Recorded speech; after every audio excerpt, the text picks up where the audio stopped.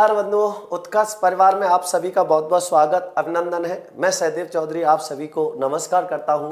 सभी प्यारे भाई बहनों को स्वागत अभिनंदन करता हूं।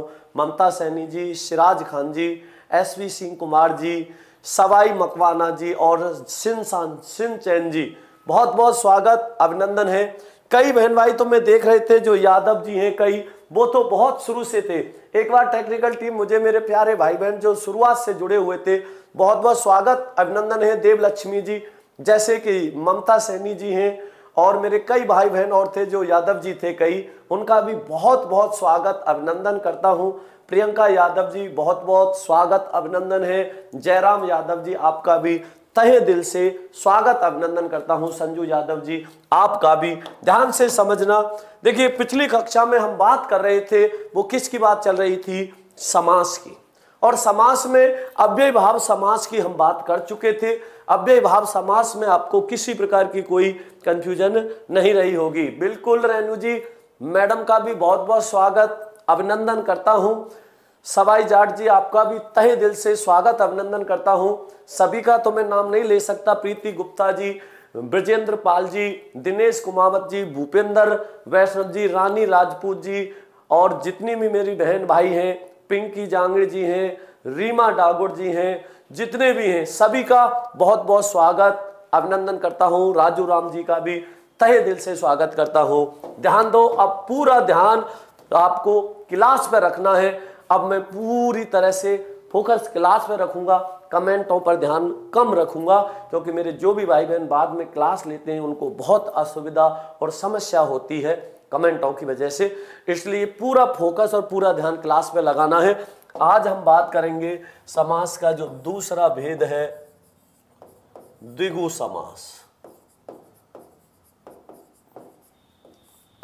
द्विगु समास की क्या विशेषता होती है, क्या महत्वपूर्ण बात है द्विगु समास की, ध्यान देना और ध्यान से समझना। सबसे पहली बात इसकी क्या है, इसका कौन सा पद प्रधान होता है? दूसरा पद प्रधान होता है। द्विगु समास का कौन सा पद प्रधान होता है? दूसरा पद प्रधान होता है।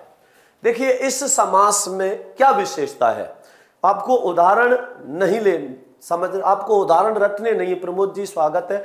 आपको उदाहरण नहीं रटने, आपको नियम ध्यान रखना है। और अगर आपको नियम अच्छे से समझ आ गया तो इसमें किसी प्रकार की कोई समस्या नहीं रहेगी। ध्यान देना, ध्यान से समझना, ठीक है ना। स्वागत अभिनंदन है राजू राम जी आपका जोधपुर में, ठीक है ना। जब भी चाहो आ सकते हो, तहे दिल से आपका स्वागत है, ठीक है। देखिए द्विगु समास के बारे में समझना, द्विगु समास की विशेषता क्या है। द्विगु समास का दूसरा पद क्या होता है? प्रधान होता है। इसका प्रथम पद संख्यावाची होता है और संपूर्ण पद मिलकर बहुत बहुत स्वागत अभिनंदन है रेशु चौधरी जी, आपका भी।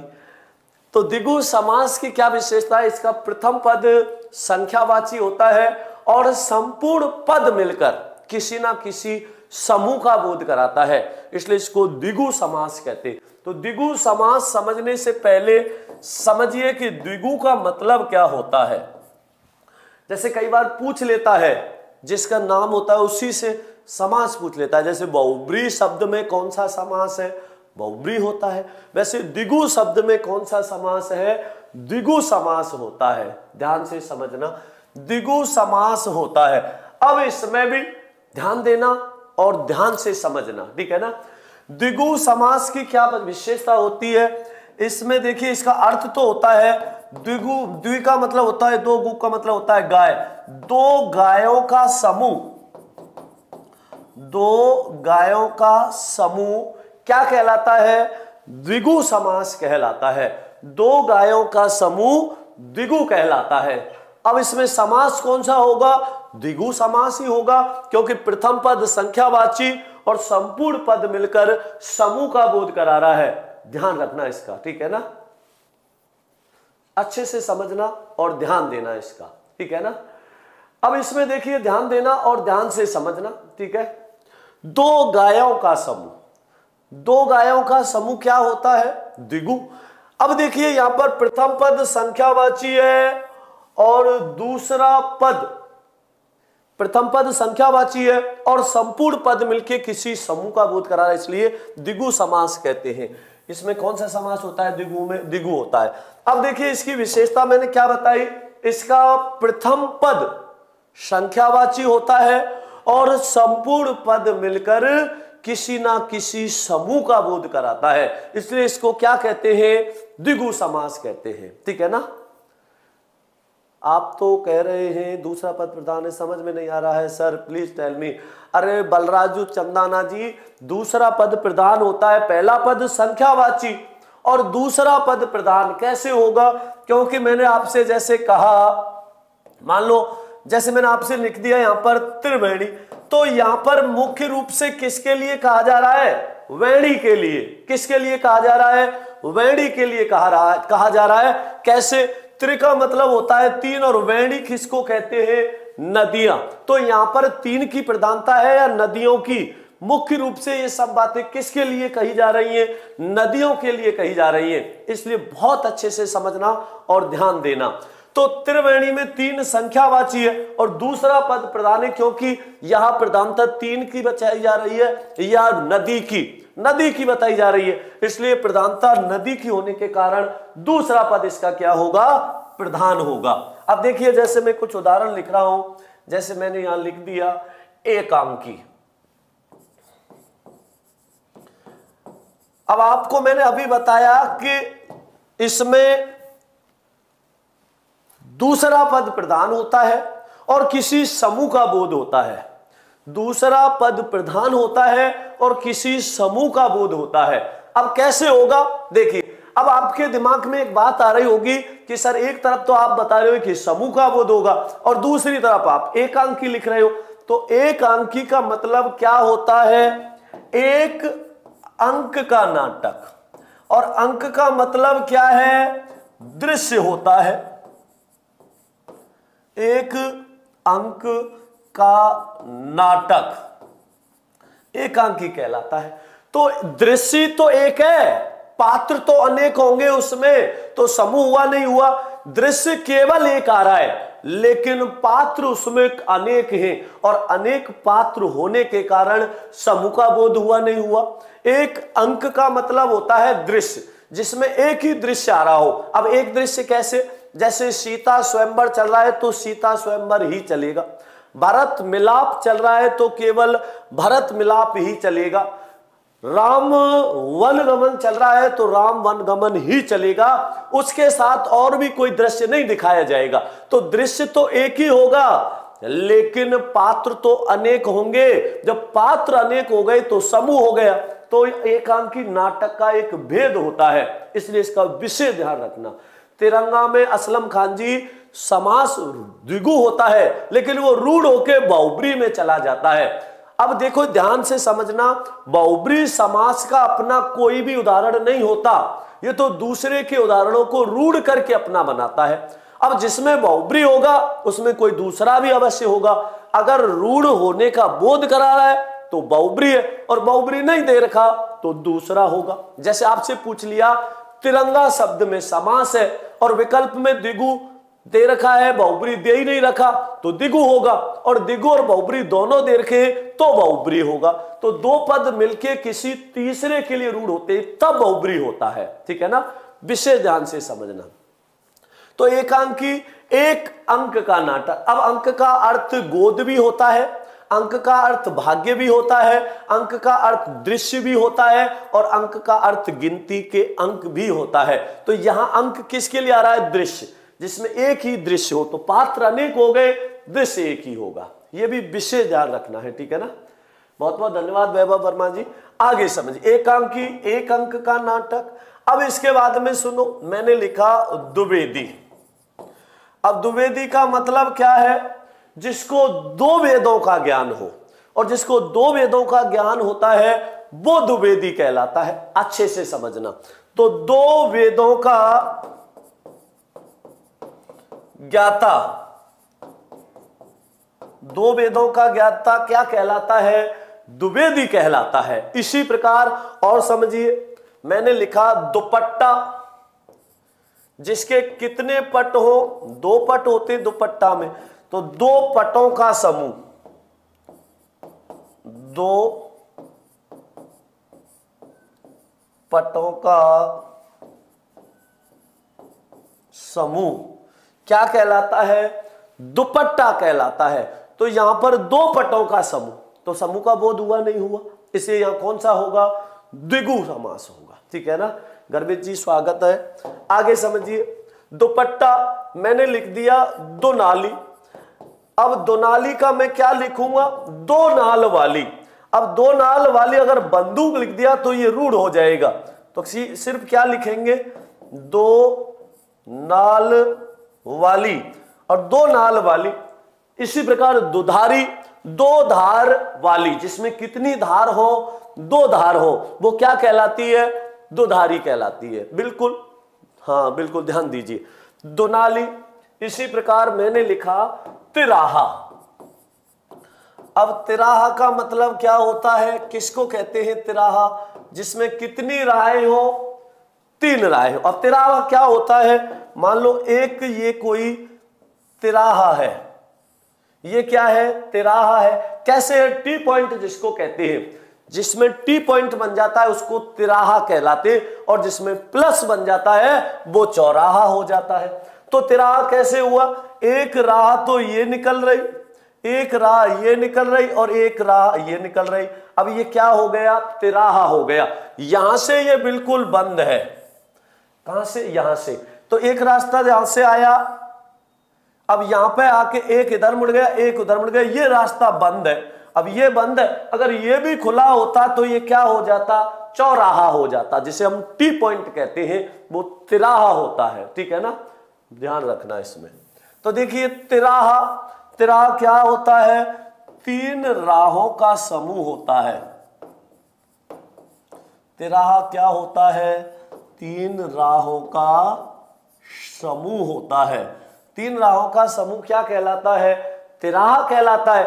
इसी प्रकार और समझिए, मैंने यहां पर लिखा त्रिवेदी। अब त्रिवेदी क्या होगा? तीन वेदों का ज्ञाता। त्रिवेदी क्या होगा? तीन वेदों का ज्ञाता।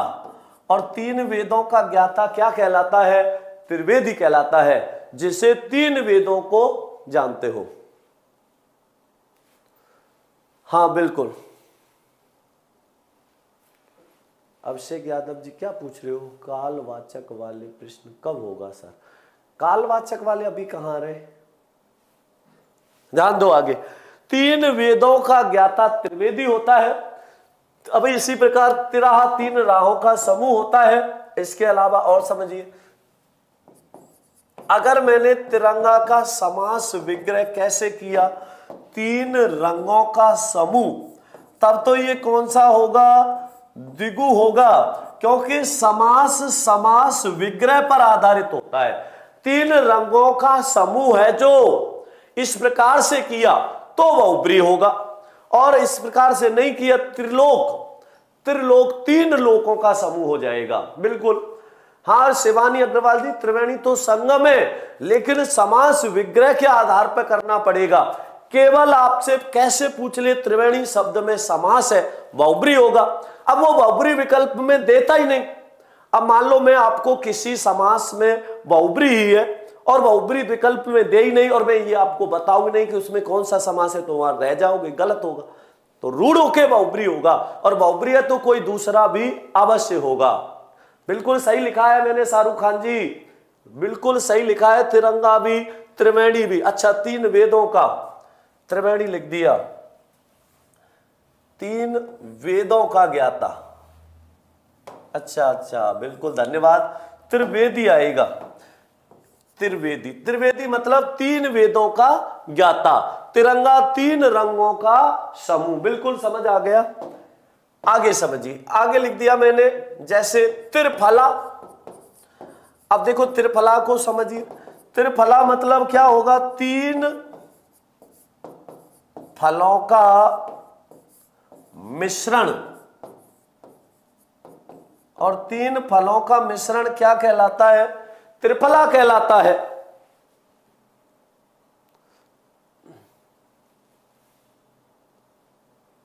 अच्छा, वाक्य देकर पूछता है, वो अभी समय लगेगा उसमें। पहले संधि हुई है, समास होगा, उपसर्ग होगा, प्रत्यय होगा, उसके बाद संज्ञा, सर्वनाम, विशेषण, क्रिया, अव्यय आएगा, तब बताएंगे इसको, ठीक है ना। ध्यान दो, त्रिफला, तीन फलों का मिश्रण, और तीन फलों का मिश्रण क्या कहलाता है? त्रिफला कहलाता है। अब तीन फल क्या क्या होते हैं? हरड़ है, आंवला है, बहेड़ा है। इन तीनों को मिला के त्रिफला चूर्ण बनाया जाता है। क्या बनाया जाता है? त्रिफला चूर्ण। बिल्कुल, मैंने लिखा त्रिभुज। अब त्रिभुज क्या होगा? तीन भुजाओं का समूह, तीन भुजाओं का समूह क्या बनेगा? त्रिभुज बनेगा। तीन भुजाओं का समूह त्रिभुज होता है। तो ये भी ध्यान से समझना है, ध्यान रखना है, ठीक है ना। सारे टॉपिक करवाऊंगा सुखविंदर जी, जो भी आपके हिंदी व्याकरण में टॉपिक है सारे टॉपिक कराएंगे, ठीक है ना। बिल्कुल, त्रिभुज आगे समझिए। और इसमें तिपाई, तिपाई होती है नहीं होती, जिसमें तीन पाए होते हैं। तो तीन पायों का समूह, जिसमें तीन पाए होते हैं, तो तीन पायों का समूह क्या कहलाता है? तिपाई कहलाता है। तो तिपाई में कितने होते हैं? तीन होते हैं। स्वागत, अभिनंदन है बेटी शीतल चहर, बहुत बहुत स्वागत है। माता जी को, अम्मा जी को, पिताजी को, सबको मेरी तरफ से प्रणाम कहना पैर छूकर। ध्यान दो इधर, तिपाही तीन पायों का समूह होता है, जिसमें कितने पाए हो? तीन पाए। चौपाल, चार पाल जिसकी होती है, चार पालों का समूह चौपाल हो जाता है। बिल्कुल, नजरीम पठान जी धन्यवाद आपका, बहुत बहुत स्वागत और अभिनंदन करता हूं। उत्कर्ष परिवार की तरफ से आपकी, मेरी तरफ से आपके उज्जवल भविष्य की कामना करता हूं। अब देखिए आगे, इसके बाद में बात करेंगे हम चार वाली। जैसे मैंने लिखा चौराहा। अब चौराहा क्या है? जहां चार राहें आके मिलती हो।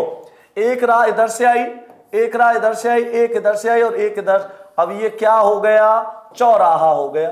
यहां से चार राहें निकल रही है, नहीं निकल रही, और जहां से चार राहें निकलती हो या चार राहें जहां आके मिलती हो, वो क्या होता है? चौराहा होता है। तो क्या होगा? विषय ध्यान रखना।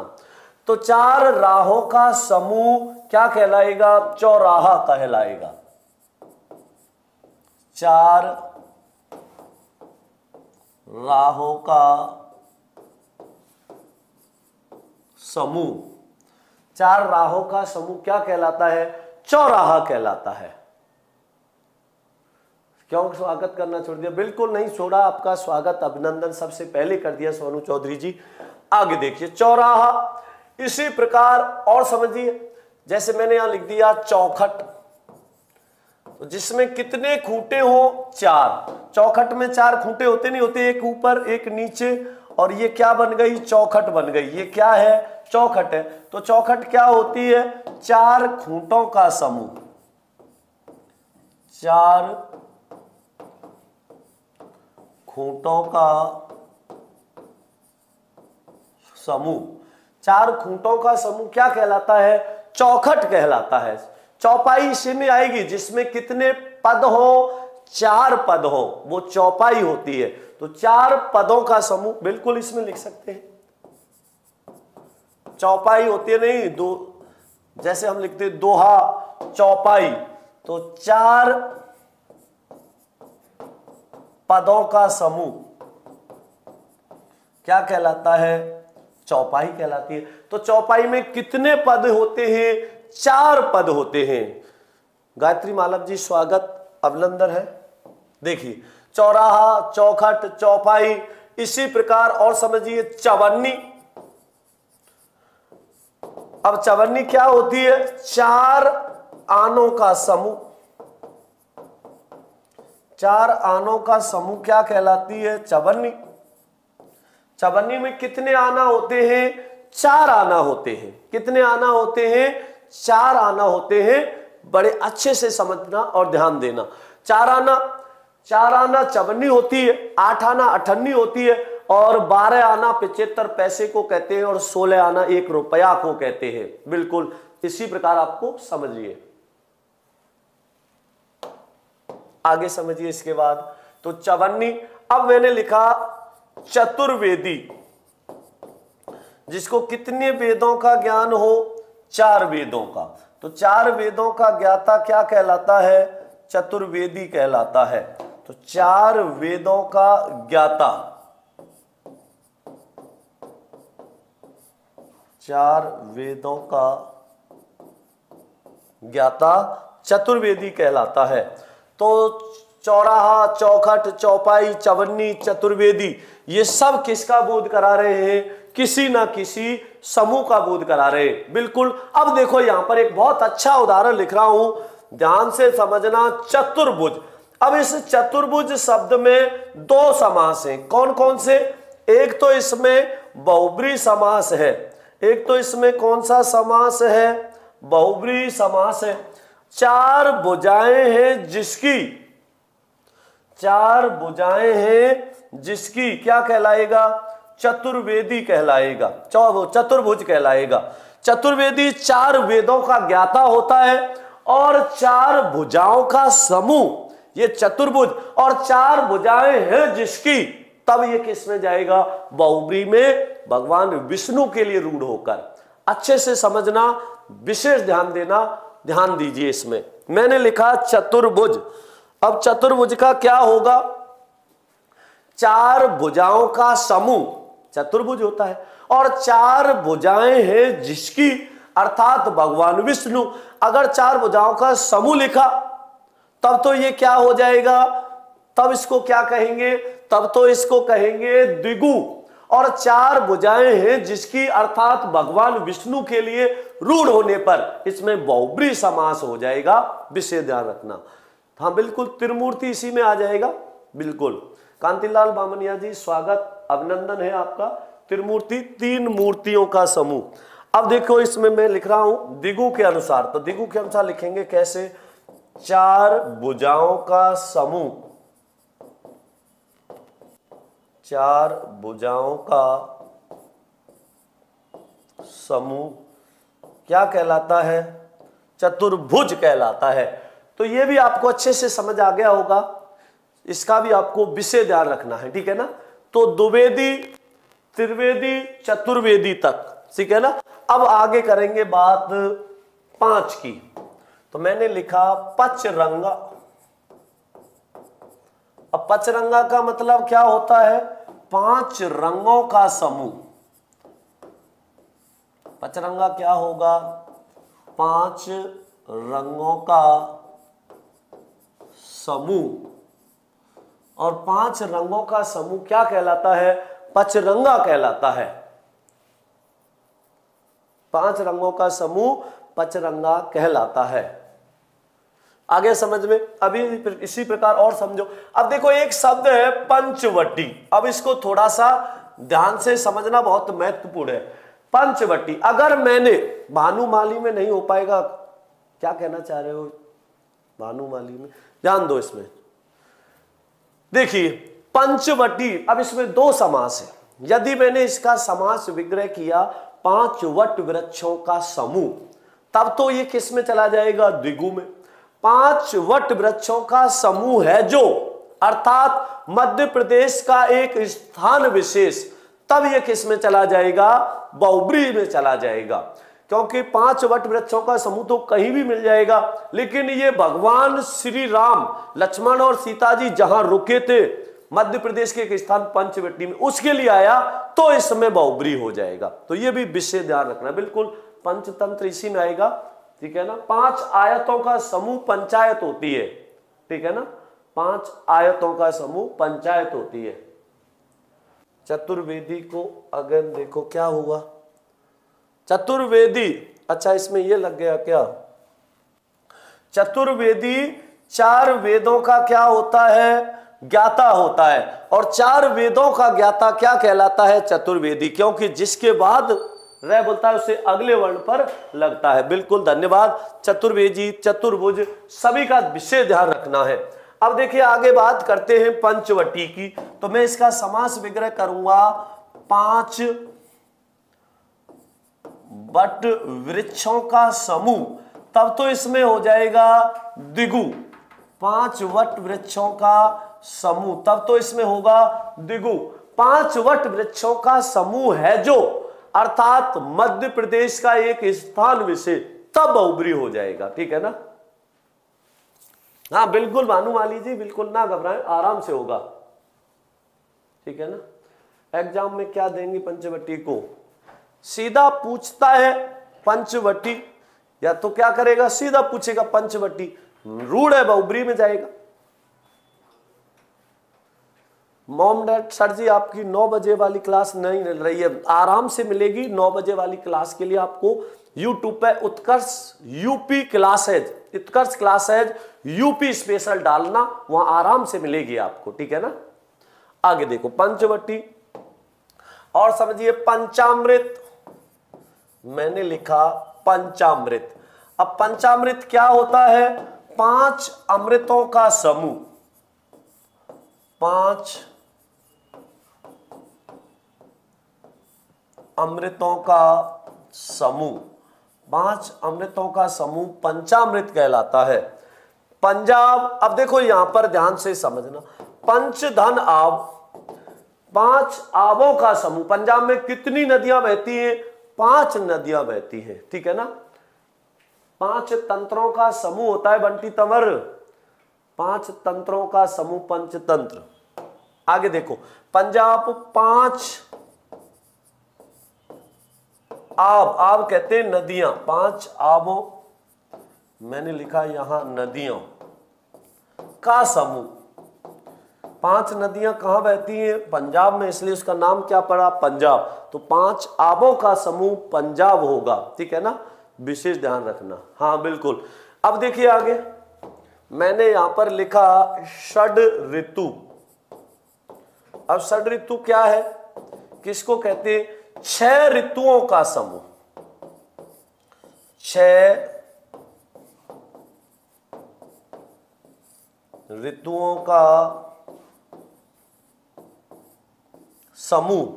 6 ऋतुओं का समूह क्या कहलाता है? 6 ऋतुओं का समूह षड ऋतु कहलाता है। षड ऋतु क्या है? 6 ऋतुओं का होता है, ध्यान देना इसमें। षड ऋतु, इसके बाद में और समझिए इसका, जैसे मैंने यहां पर लिखा षड मास, षट धन मास क्या हो जाएगा? षड मास हो जाएगा। षट मान होता है 6, मास मान होता है महीना, तो टे के बाद मैं आने के कारण टे का न बन गया। बिल्कुल जो मुझे दिखता है उसका जवाब मैं अवश्य देता हूं, बिल्कुल ना घबराएं। स्वागत अभिनंदन है महादेव की लाडली जी का। देखिए 6 महीनों का समूह, 6 महीनों का समूह क्या कहलाएगा? षडमास। षडमाने क्या होता है? 6 मास माने महीना, विशेष ध्यान रखना। ठीक है ना? चौमासा 4 मासों का समूह होता है राकेश बीकानेर, 4 मास महीनों का समूह, मास माने होता है महीना, ये भी ध्यान रखना है। ठीक है? तो ये क्या हो गया? षट। अब इसके बाद में समझिए, मैंने लिखा जैसे सप्ताह, सप्ताह का क्या होगा? सप्त धन एन। अब ये मिलके किससे बना है? सप्त धन एहन से। अब सप्त धन एहन में यहां पर ए आ रहा है, बाद में भी ए और ए मिलके आ मिला, जब इसको मिला के लिखा तो क्या बना? सप्ताह बना। अंत में हलंत न को लोप कर दिया जाता है। ठीक है ना? 6 कोणों का समूह षटकोण होता है, बिल्कुल इसी में आएगा, लिखते हो इसमें षटकोण को भी। षटकोण 6 कोणों का समूह षटकोण होता है।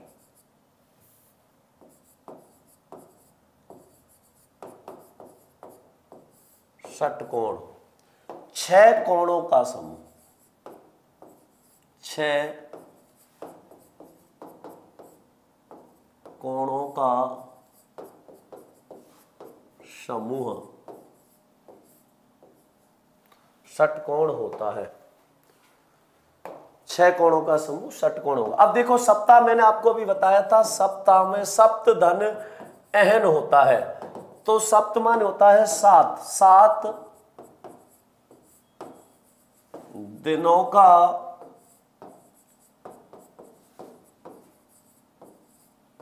समूह।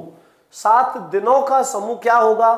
सप्ताह हो जाएगा, क्योंकि सप्त माने होता है 7, ठीक है ना। विषय ध्यान रखना। चिरंजी लाल जी, पंच गंगम आ जाए, द्विगंगम आ जाए, द्वियमनम आ जाए, इस प्रकार से आ जाए तो विषय ध्यान रखना, अव्ययी भाव समास होता है। कौन सा समास होता है? अव्ययी भाव समास होता है। सतरंगा, बिल्कुल 7 रंगों का समूह। सतरंग, बिल्कुल सतरंग इसी में आएगा। 7 रंगों का समूह, 7 रंगों का समूह सतरंग कहलाता है। कहते हैं वो तो सतरंगा है। हाँ बिल्कुल ध्यान रखना, ध्यान रखना। आप अगर हिंदी में 6 बोलोगे तो ऐसे लिखना पड़ेगा, ठीक है ना। बिल्कुल सरबजीत कुमार यादव जी, स्वागत, अभिनंदन है आपका, ठीक है ना। 6 इस प्रकार से लिखना है, ठीक है। ये बात समझ में आ गया होगा। हाँ बिल्कुल, सप्तऋषि इसी में आएगा। सप्तऋषि, सप्तर्षि, सप्तर्षि का मतलब क्या होता है? 7 ऋषियों का समूह। सप्तर्षि क्या होगा? 7 ऋषियों का समूह होगा। और 7 ऋषियों का समूह क्या कहलाता है? सप्तर्षि कहलाता है। ये भी आपको विशेष ध्यान, ठीक है ना। अंगूठी का नग होना, बहुत ही प्यारा और करीब होना। जितेंद्रिय का संधि विच्छेद बताइए सर। जितेंद्रिय, जित धन इंद्रिय, इंद्रियों को जीतने वाला। जित धन इंद्रिय मिलके जितेंद्रिय बनेगा, ए बनेगा, गुण संधि होगी। ध्यान दीजिए। सप्तर्षि 7 ऋषियों का समूह। अब आगे समझिए, मैंने लिखा अठन्नी। अठन्नी का समास विग्रह करेंगे तो क्या होगा? 8 आनों का समूह। अठन्नी क्या है? 8 आनों का समूह होता है। 8 आनों का समूह क्या कहलाता है? अठन्नी। सर दही बड़ा में कौन सा समास है? दही में डूबा हुआ बड़ा। लुप्त पद तत्पुरुष समास होता है। लुप्त पद नहीं दे रखा हो तो फिर इसे हम अधिकरण तत्पुरुष में रखते हैं, मैं के कारण, मैं लोप होने के कारण, ठीक है ना। आगे समझिए। तो अठन्नी 8 आनों का समूह। आगे समझिए। नवरात्र, और नवरात्र क्या है? 9 रात्रियों का समूह। नवरात्र क्या हो जाएगा? 9 रात्रियों का समूह। 9 रात्रियों का समूह। अब 9 विशेष रात्रियों का समूह होके ये रूढ़ होके किस में चला जाएगा? बहुब्री में। रिंकू जी, मेरी क्लास 8 से 8:45 और 9 से 9:10 होती है इस समय, हर रोज। सिर्फ स्कूल की जो अभी 8 वाली क्लास है ये सैटरडे और संडे नहीं चलती है, और यूपी चैनल वाली जो क्लास है वो संडे नहीं चलती है, ठीक है ना, ध्यान रखना। सहस्त्राब्दी, हजारों वर्ष, 9 रात्रियों का समूह। शताब्दी होता है 100 वर्षों का समूह। द्विगु में कौन सा समास होता है? द्विगु में द्विगु समास ही होता है। 9 लखा। अब देखो 9 लाख का, 9 लखा कहते नहीं, 9 लखा हार है। कितने का है? 9 लाख का है।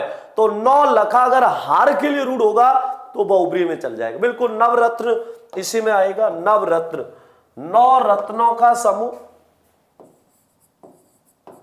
नवरत्न, 9 अकबर के दरबार में थे नहीं थे 9 रत्न? 9 रत्नों का समूह। और 9 रत्नों का समूह क्या कहलाता है? नवरत्न कहलाता है। नीतू जी, पंचवटी में 5 वट वृक्षों का समूह है जो कर दिया, और मध्य प्रदेश के एक स्थान के लिए होगा तो बहुब्री होगा, अन्यथा किस में होगा? नौसिखिया कहते हैं जो नया नया सीख रहा होता है, जो नया नया सीख रहा होता है। कर्मधारय समास में जाएगा ये, ठीक है ना, ये भी ध्यान रखना। हाँ बिल्कुल कर्मधारय में जाएगा। महर्षि में कौन सी संधि है? महाधन ऋषि ए अर मिलके क्या हो जाता है? गुण स्वर संधि। दुर्गालाल मीणा जी का आज जन्म दिवस है। सभी भाई बहन एक बार दुर्गालाल मीणा जी के लिए जन्म दिवस की शुभकामनाएं अवश्य दें। बहुत बहुत शुभकामनाएं आपके लिए जन्म दिवस की। भगवान करे आप सफल हो और आपका जीवन उज्जवल हो, ठीक है ना। भयभीत में कौन सा होगा? अपादान। हाँ बिल्कुल अपादान होगा। आगे देखिए, नवरस, नवरस इसी में आएगा। नवरात्र है, नवरत्न है, नवरस, 9 रसों का समूह। नवरस क्या होता है? 9 रसों का समूह होता है। नवरस क्या होता है? 9 रसों का समूह होता है। नवग्रह क्या होता है? 9 ग्रहों का समूह होता है। नवग्रह किसको कहेंगे? 9 ग्रहों का समूह होता है। अब देखो, एक ग्रह तो होता है घर वाला और एक ग्रह ये नक्षत्र वाला होता है, ये भी विशेष ध्यान रखना। बहुत बहुत धन्यवाद आप सभी को। देखो कितना अच्छा लगता है जब आप एक दूसरे के लिए इतना सपोर्ट करते हो। बहुत बहुत धन्यवाद आप सभी का।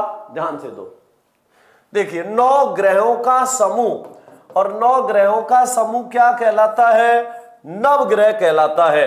यह भी आपको विशेष ध्यान रखना है, यह भी आपको अच्छे से पता होना चाहिए।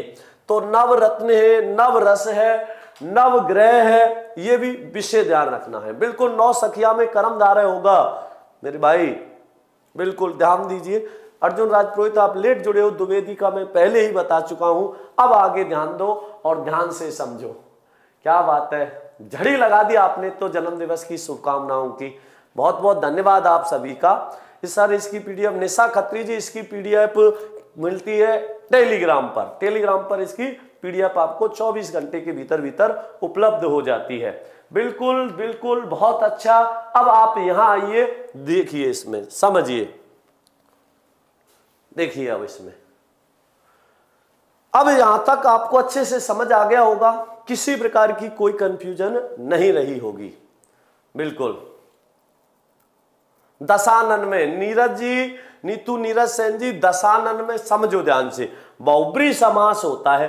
और मैं आपको पहले ही कह चुका हूं, जिसमें बहुब्री समास होगा उसमें कोई दूसरा समास भी अवश्य होगा, क्योंकि बहुब्री समास का अपना कोई उदाहरण होता ही नहीं है, ठीक है ना। सुमित्रा जी मैंने आपको बता तो दी, महाधन ऋषि महर्षि होगा, आ और री मिलके अर होके गुण संधि होगी। एक ही कमेंट को बार बार कॉपी पेस्ट मत किया करो, विशेष ध्यान रखना, ठीक है ना।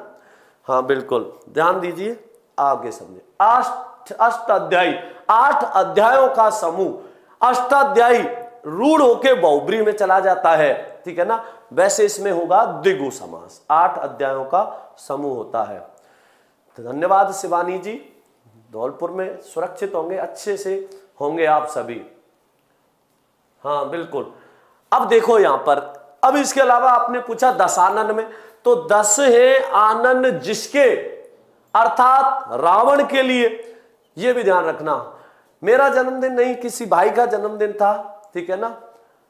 हाँ बिल्कुल, सभी को, जिस का भी आज जन्मदिन है उन सभी को बहुत बहुत जन्म दिवस की शुभकामनाएं मेरी तरफ से, उत्कर्ष परिवार की तरफ से, मेरे सभी बहन भाई जो भी देख रहे हैं उन सभी की तरफ से। बिल्कुल दशाब्दी यहां कर दिया मैंने, दशाब्दी।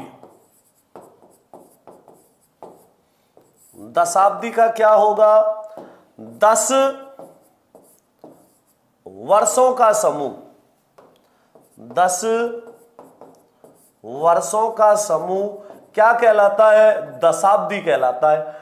अब इसी प्रकार मैंने लिखा, ध्यान से समझना, जैसे मैंने कहा, बिल्कुल जोड़ दिए कमल हटेला जी, जो आप कह रहे हो बिल्कुल जोड़ दिए।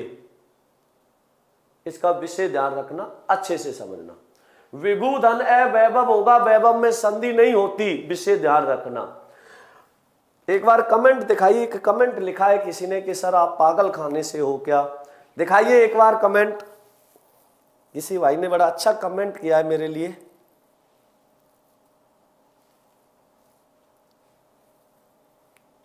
हाँ सुनील शर्मा जी ने कमेंट किया है, क्या हो गया सुनील शर्मा जी, मैं पागल खाने से बिल्कुल भी नहीं हूं, पागल खाने से होता तो यहां पढ़ा नहीं रहा होता, ठीक है ना। ध्यान दो अब आगे। देखिए आगे, अब मैंने कहा यहां दशाब्दी 10 वर्षों का समूह, 10 वर्षों का समूह क्या कहलाता है? दशाब्दी कहलाता है, ठीक है ना। अब समझिए आगे और यहां ध्यान दीजिए, मैंने लिखा शताब्दी। अब शत का मतलब क्या होता है? 100। शत का मतलब क्या होता है? 100 होता है। और शत धन अब्द, अब्द माने होता है वर्ष। 100 वर्षों का समूह शताब्दी कहलाता है। क्या कहलाता है? सन्यासी में व्यंजन संधि होगी, ठीक है ना। शताब्दी 100 वर्षों का समूह होता है।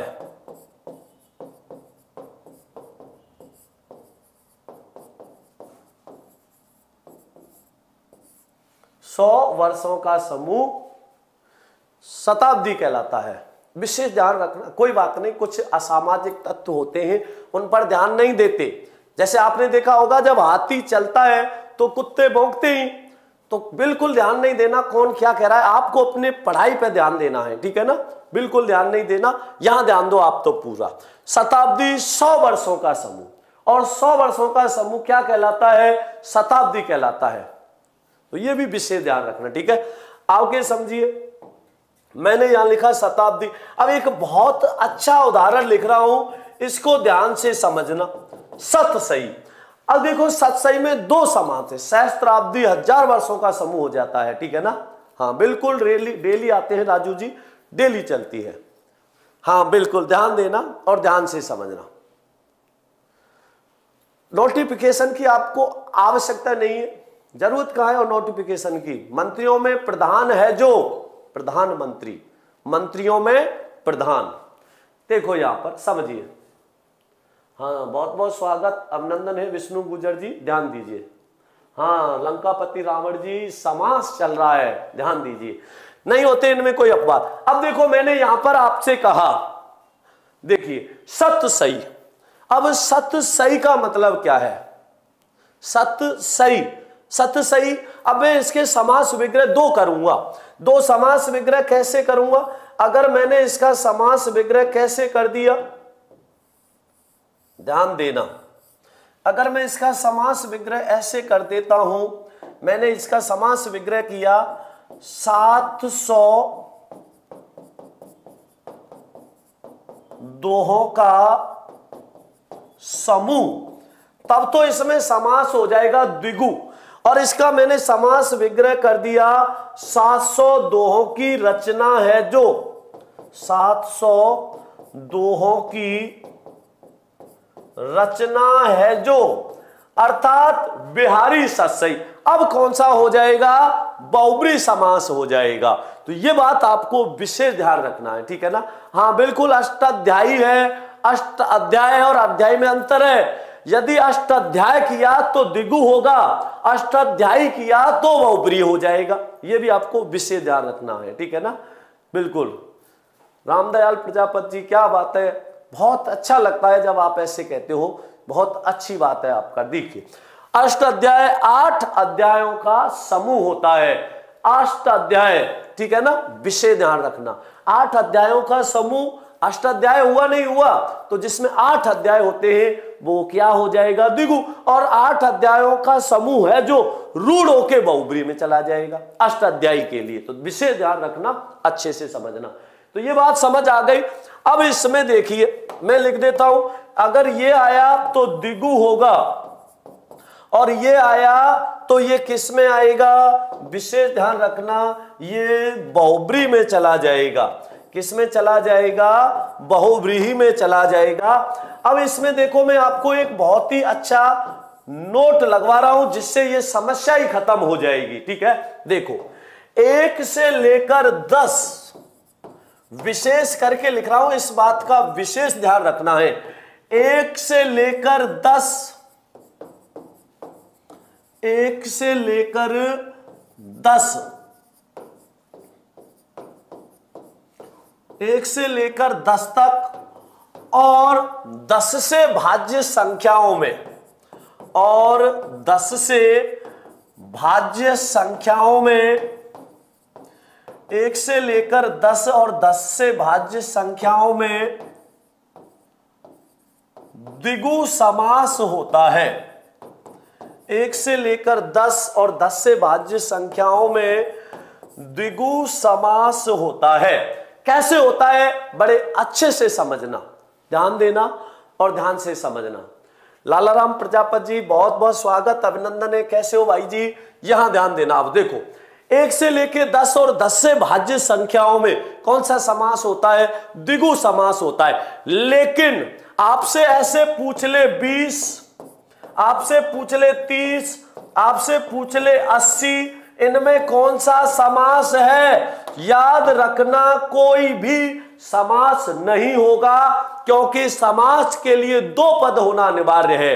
जहां भी आपने ये लिखे हैं, ठीक है, यहां पर जितने भी आपने उदाहरण लिखे हैं सब में 2-2 पद आ रहे, नहीं आ रहे, सब में 2 पद है, सब में 2 पद है। लेकिन यहां केवल 20 और 30 और 80 या 40 50 लिखा है, एक ही पद है, और एक ही पद में कभी भी समास नहीं होता, क्योंकि समास के लिए 2 पद होना अनिवार्य होता है। एक ही पद में यथाशक्ति में कौन सा है, अव्यय भाव होगा विमला जोशी जी, शक्ति के अनुसार, ध्यान दीजिए।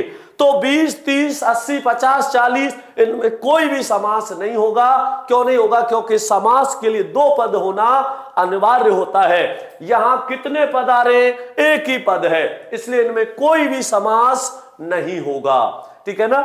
यहां पर विशेष ध्यान रखना, कैसे पद हो ऐसे शब्द, क्योंकि समास की परिभाषा आपने क्या पढ़ी, 2 शब्दों का परस्पर मेल। यहां 2 शब्द कहां से आ रहे हैं, बबलू स्वागत जी स्वागत है। 20, 30 और 80 एक ही पद है, 2 पद है। अब मान लो आपने लिखा सत्य सही, तो इसमें 2 पद है कि नहीं है, शताब्दी में 2 पद है, सत्य धन अब्द, ठीक है ना, विशेष ध्यान रखना है इसको, ठीक है। दशाब्दी में 10 और अब्द है, नव और ग्रह में नव और ग्रह 2 पद है। 2 पद होना बहुत जरूरी है, 2 पद होना इसकी अनिवार्य शर्त है। तो 2 पद हो और 1 से लेके 10 और 10 से भाज्य संख्या आ रही हो, 2 पद युक्त हो, वहां पर कौन सा समास होगा, द्विगु समास होगा, इसमें कोई भी समास नहीं होगा। ये बात विशेष ध्यान रखना। अरे विमला जोशी जी बार बार क्यों कॉपी पेस्ट कर रहे हो, इतना सरल है, आपको कोई भी बता देगा इसको, तो यथाशक्ति में अव्यय भाव होगा। हाँ बिल्कुल, अच्छा आप तो बता रहे हो क्या विमला जी, हाँ जिसने भी पूछा है बहुत बहुत धन्यवाद विमला जी, आपका भी आज अच्छे से समझ आ गया होगा, किसी प्रकार की कोई कंफ्यूजन नहीं रही होगी। तो आज के लिए सभी भाई बहनों को, जितने भी मेरे प्यारे विद्यार्थी हैं, जितने भी मेरे प्यारे भाई बहन हैं, बहुत बहुत धन्यवाद, नमस्कार, जय श्री कृष्णा, राधे राधे, शुभ रात्रि। मिलते हैं 9 बजे, ठीक है ना।